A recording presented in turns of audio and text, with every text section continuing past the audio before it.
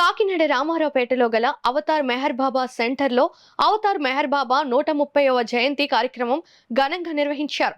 జన్మదినం సందర్భంగా అవతార్ మెహర్ బాబా సెంటర్లో ప్రత్యేక ప్రార్థనలు నిర్వహించారు.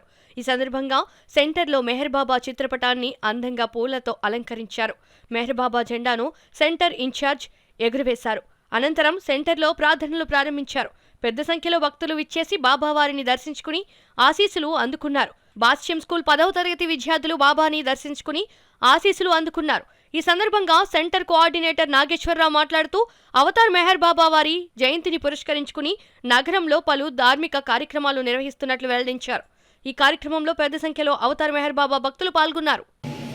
యుగావతారుడైన మెహర్ బాబా వారి 130వ జన్మదినోత్సవ వేడుకలు కాకినాడ నగరంలో రామారావుపేటలో ఉన్న అవతార్ మెహర్ బాబా కాకినాడ కేంద్రంలో ఈరోజు అనగా 25 ఫిబ్రవరి 2024 ఆదివారం నాడు ఘనంగా ప్రారంభమయ్యాయి.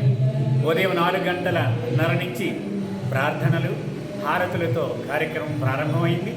తర్వాత వృద్ధాశ్రమం అనాథాశ్రమాలకు అక్కడ ప్రసాద వితరణ జరిగింది. ఇప్పుడు సంకీర్తనలు ప్రార్థనలు జరుగుతాయి. సాయంత్రం సాంస్కృతిక కార్యక్రమాలతో ముగుస్తాయి. అయితే ప్రత్యేకంగా విముక్తి లెప్రసీ కాలనీలో వాళ్ళకి భోజన ప్రసాదం కూడా ఏర్పాటు చేయడం జరిగింది మధ్యాహ్నం.